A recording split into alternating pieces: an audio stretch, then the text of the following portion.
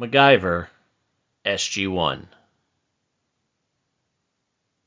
Chapter 13. The Catch. The Past.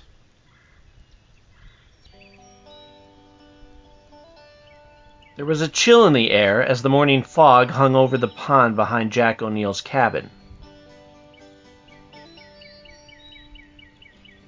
The dew on the grass made the blades shine brighter than usual as the sun cut through some passing clouds.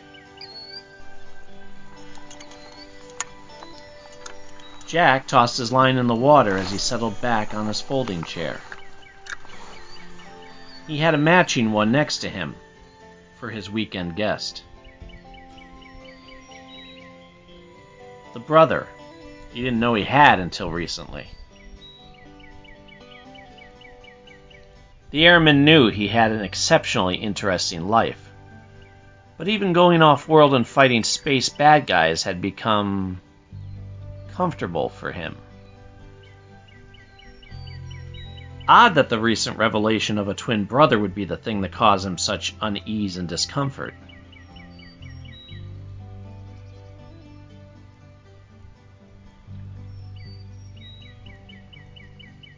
This weekend was an effort to change that. He invited MacGyver to his cabin to learn more about him, and let him get to know more about what his life had been like up until now.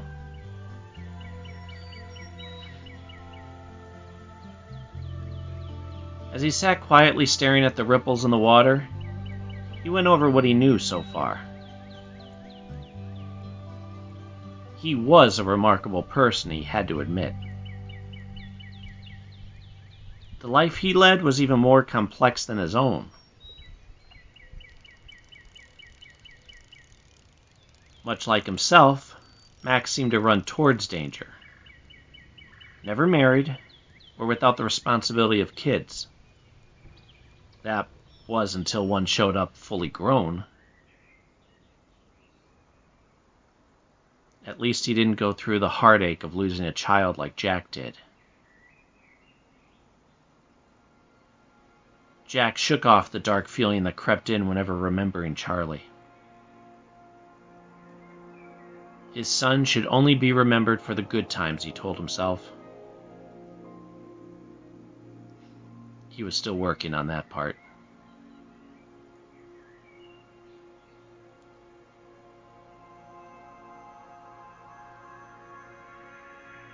As he cast his line into the water again, he can hear a car pulling up onto the property.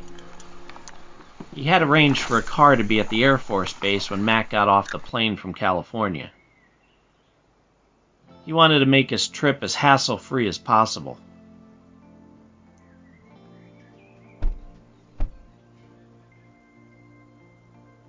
Jack? A voice came from the front of the cabin. Back here, he yelled back. After a few seconds, MacGyver appeared off the side porch. His hair was shaggier than Jack's, but his sense of style wasn't far from his own. Mac's blue sweatshirt, white Henley shirt, and faded blue jeans blended well with Jack's typical lazy weekend choice of old red and black plaid button-down over a random t-shirt and tan cargo pants. They both favored sneakers.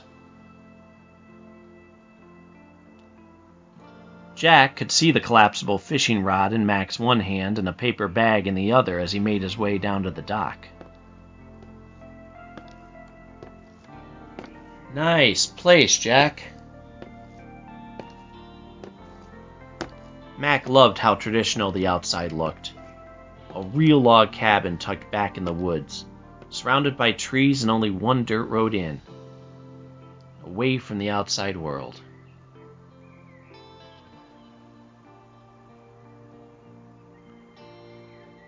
Thanks. It's what I've always wanted. Do you have anything like it? Well, used to borrow my buddy's cabin from time to time. Yeah? What happened? Remember Murdoch? Ah, that psychopath. Jack had no issue putting him down. Guy gave him the creeps. He can only imagine the nightmares MacGyver must have had.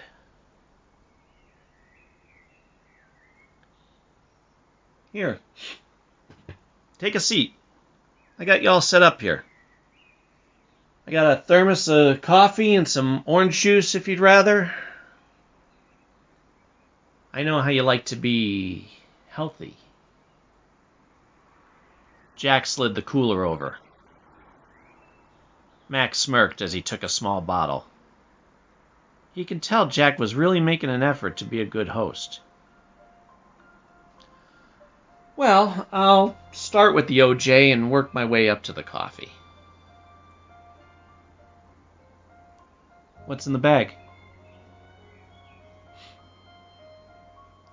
Mac brought it forward. Well, some of the folks at the SGC were giving me tips on things you like. And since I don't drink beer, I went with donuts. Jack's eyes grew wide as he peeked inside the bag. Ooh, nice. Jelly? Obviously. Boston cream, glazed. I tried to get all the biggies. As Jack took a powdered jelly from the bag, he tipped it towards his brother, who reached in for his own.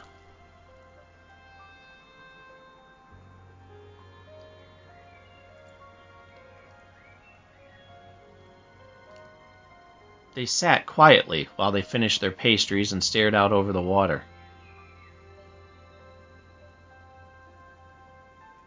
Once he was done, MacGyver wiped his hands and stretched out his fishing pole and looked around for the bait. You got worms? Not since I got back from the vet. They smiled at each other before Jack continued. Actually, I have a secret weapon. Mac's brow raised, intrigued.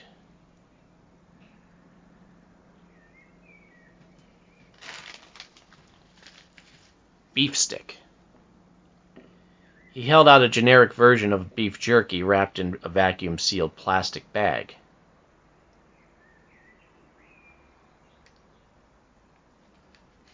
I don't know why, but it always seems to do the trick.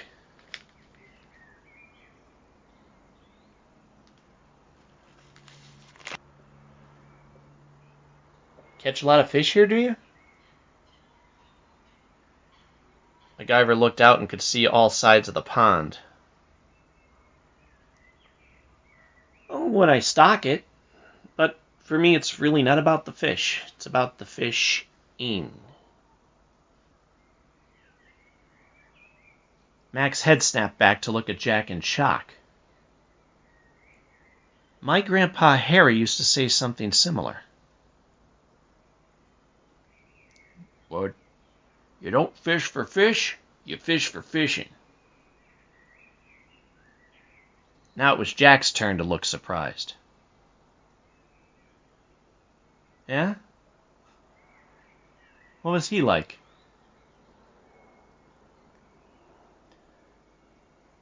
Mac settled in and cast his line and smirked, trying to find the words. Oh, Harry could be the most crusty, cranky, stubborn guy you'd ever want to meet. But he was also wise, sweet, loving. Taught me a lot about life and having the right frame of mind.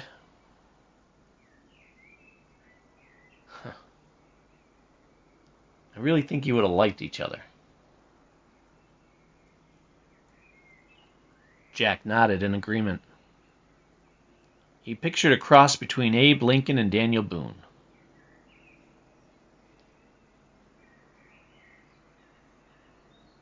Do you know any of your grandparents?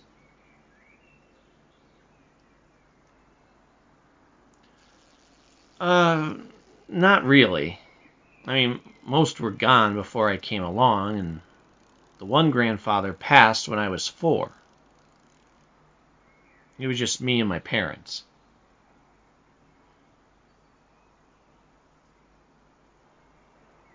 How were they?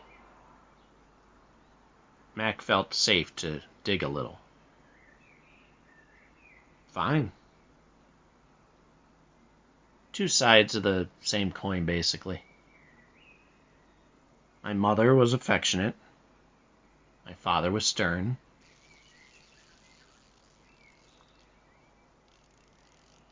MacGyver looked over for more, but didn't push.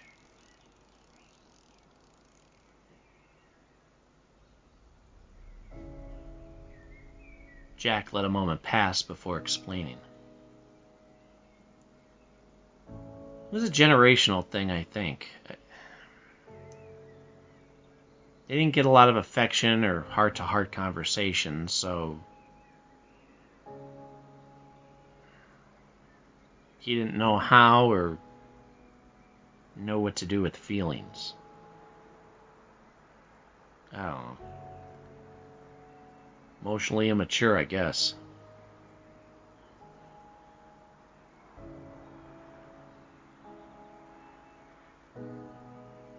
So, you weren't close? Well, as close as he'd let me be. He was military, so his way of showing me love was by trying to fix broken toys and bikes. He wanted me to be safe and taken care of. I think that's why I joined the Air Force. It locks you into a structure.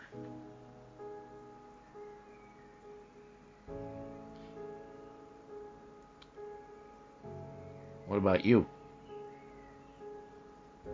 Mac looked down at the dock. Well, my dad died in a car accident with my grandma when I was 10. He was great. He missed the tough teen years.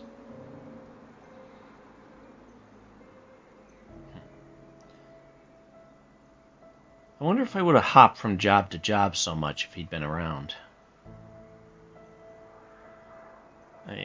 My mom was an artist, so I was raised around the smell of oils and paints.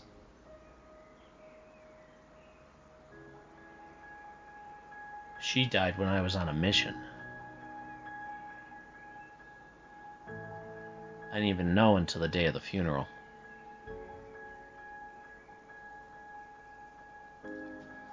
I felt really guilty about that for a lot of years.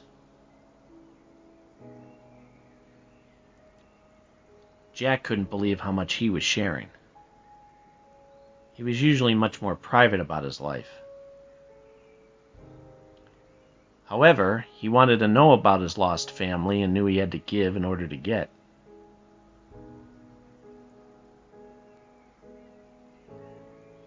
Yeah, well, my mom was quiet, mostly. But the mama bear would come out if somebody hurt me. She made up for my father in the affection department. But she wasn't too thrilled about my military ambitions. I just wanted to fly.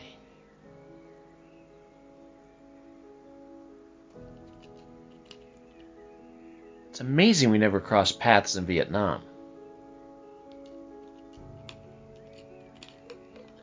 Mac took a swig of his juice before responding.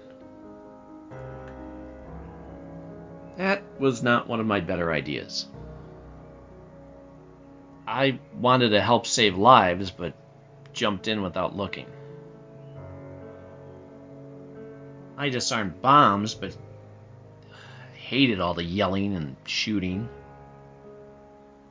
For a guy who hates guns, I really took a wrong turn. How did you avoid it? I joined the bomb squad.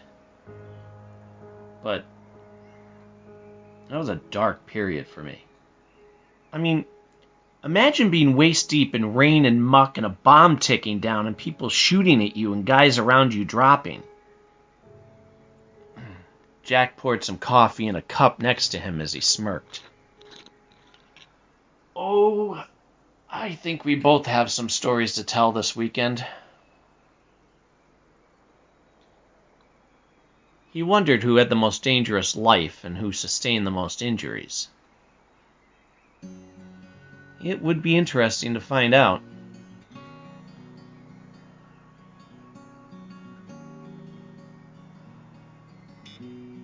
As the day went on, the fog lifted from the water, and the brothers traded tales of their life and family.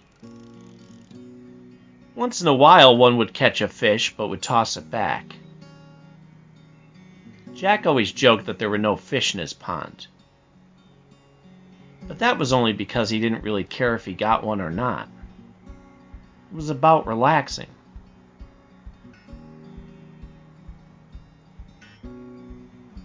They soon wondered if it was the same fish.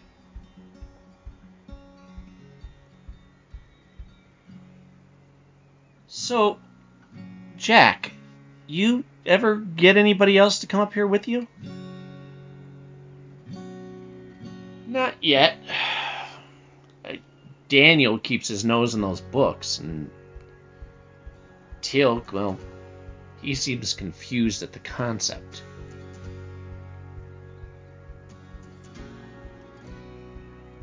I think I'll convince him pretty soon. The troubleshooter couldn't help but look for trouble. And Carter? Jack looked shocked at the implication. What about her? I'm her commanding officer. Max smiled at the fact that he had touched a nerve. Relax, Jack. We're only talking about fishing. That's all. Jack eased back into his seat.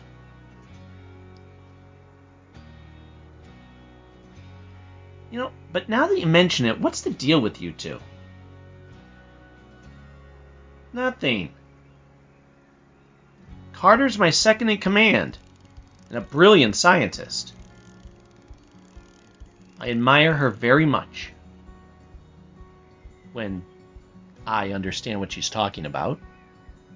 Besides, regulations forbid any romantic relationships.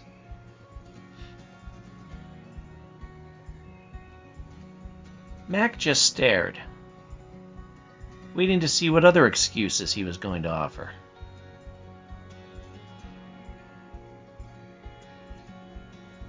After a moment, he responded.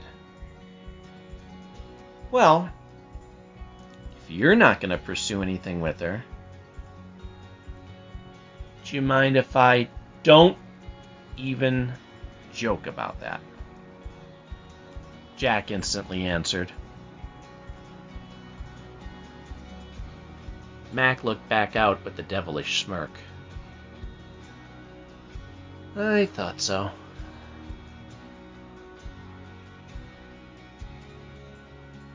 Jack sat silent for a moment before turning the tables on his brother. At this time of day, they had switched from coffee to other beverages, and Jack reached into his small cooler next to him and pulled out a beer. You have anybody at the moment? No.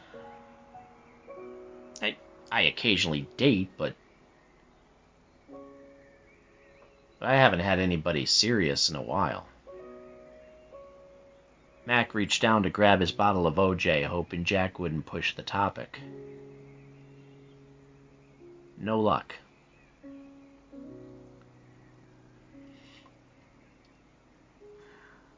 Why's that? Mac leaned forward and turned the reel while he searched his romantic history. Well,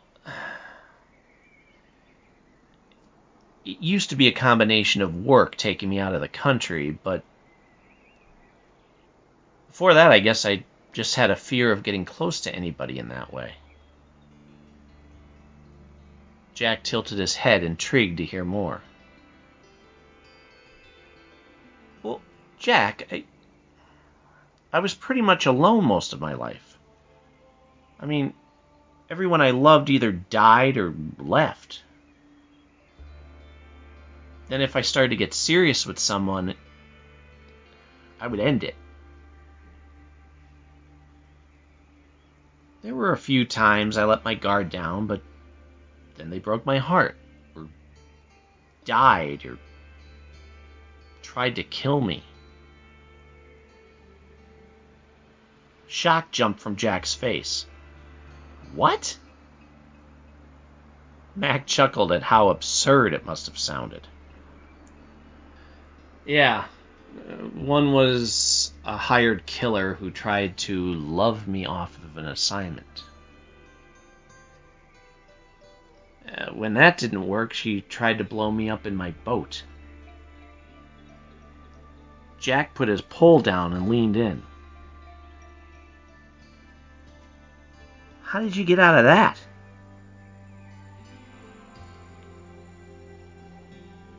I didn't. I was leaning over the side of the boat when it blew. I was thrown free, but blinded for a bit. Jack was trying to piece it all together. And then they caught her. No, not quite. It wasn't until she drove me out in the middle of nowhere to finish the job that it all came to a head. Jack started to understand why he may be hesitant to be vulnerable emotionally. It was something he could relate to. Wow, was all Jack could say as he took a swig from his bottle.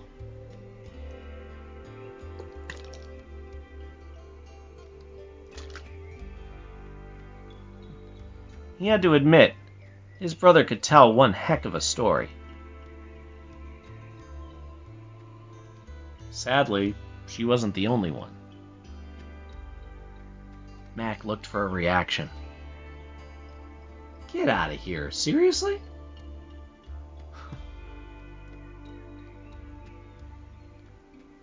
O'Neill was waiting to be let in on the joke.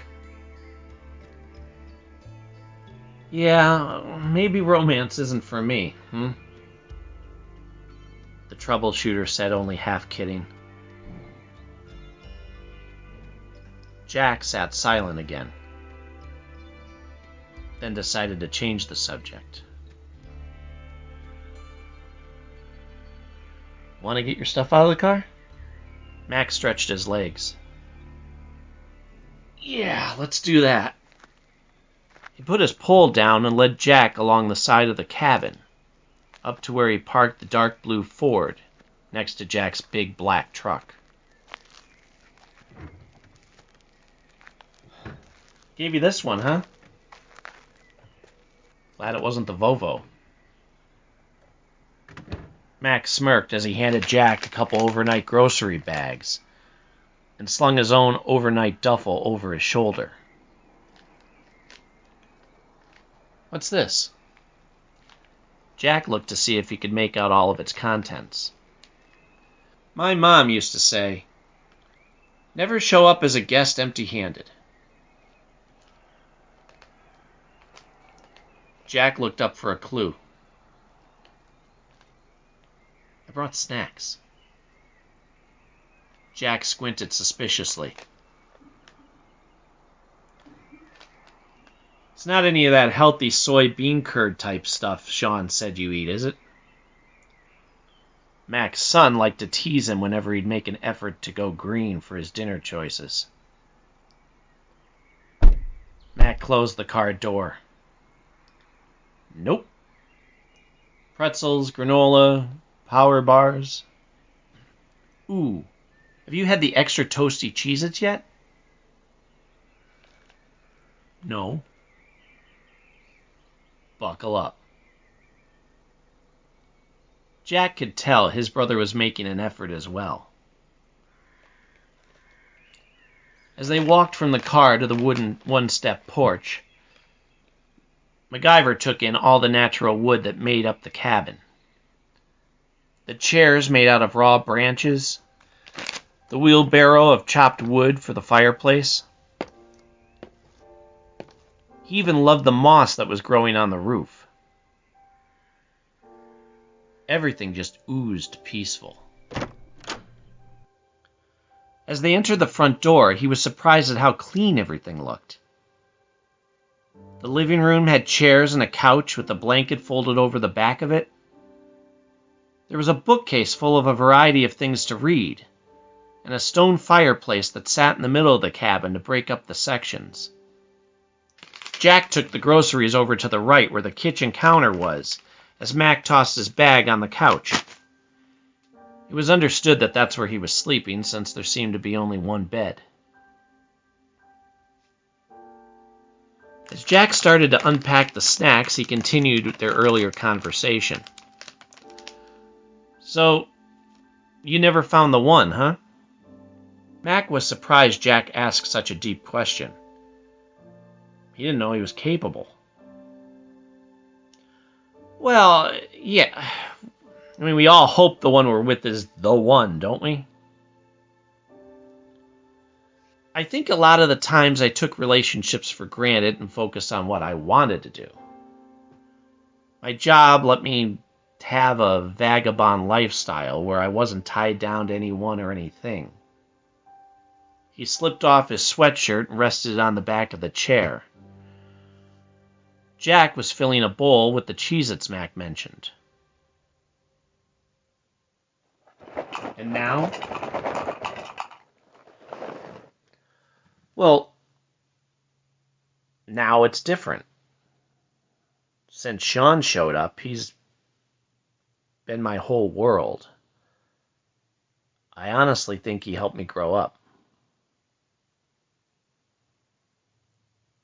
I wouldn't mind a relationship if it was the right one.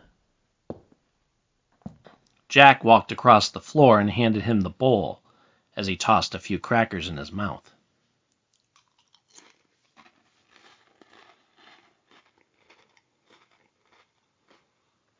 Mac waited for a reaction.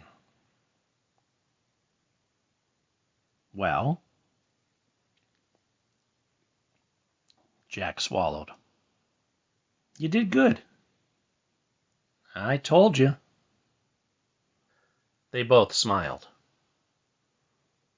Not just at the snack, but at the growing comfort between the two. Oh, hey, it's getting dark and we left a lot of stuff out on the dock. Max started towards the door before Jack stopped him. I got it. You unpack and relax. All right. Mac put his hands up in a surrendering gesture as he smirked. As O'Neill made his way off the side of the porch and down to the dock, he realized how comfortable he felt with Mac. He had only just met him a short time ago. And despite his world being turned upside down by this new addition in his life, he started to think about what the future could be like.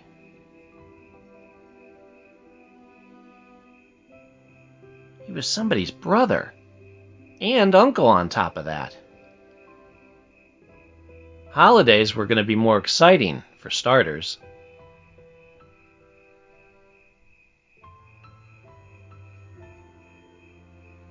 As he got to the dock, he took a moment to look out at the setting sun. There was a blissful calm that fell over the pond. Nothing to hear but the crickets chirping in the distance.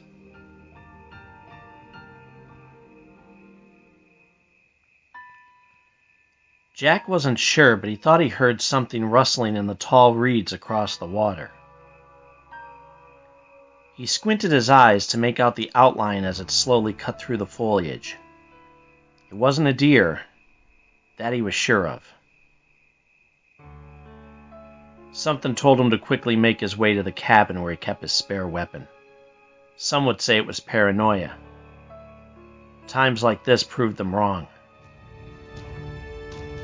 He was just about to the front porch when 3 shots rang out and a hot, searing bolt went through Jack's thigh. Inside the cabin, Mac jumped up from the chair in the living room and ran to the window. He didn't know where the shots came from, but he saw where they landed. Through the thin glass of the old cabin, he could see Jack, face down in the dirt. He had been hit, and he wasn't moving.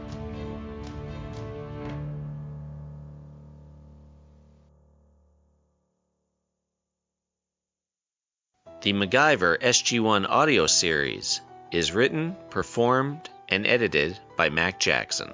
Theme song by Brian Brzezowski. Find us on the Forever Adventure Network, Facebook, Twitter, Instagram, and Patreon under Mac Jackson. Reviews can be left on iTunes, Stitcher, Spotify, and the Forever Adventure Network. Join today. This show is dedicated to Richard Dean Anderson and everyone that's part of the MacGyver and Stargate families. Thanks for joining the adventure. The Forever Adventure Network. Welcome to the adventure.